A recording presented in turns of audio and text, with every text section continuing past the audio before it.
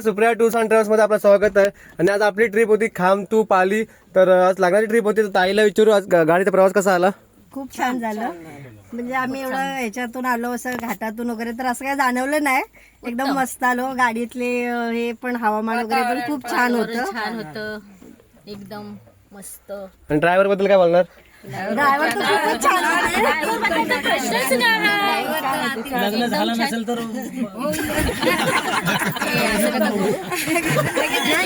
जाण्याचं काय मस्तच होतं. म्हणजे एकदम freely बोलायला वगैरे असं वाटलं नाही.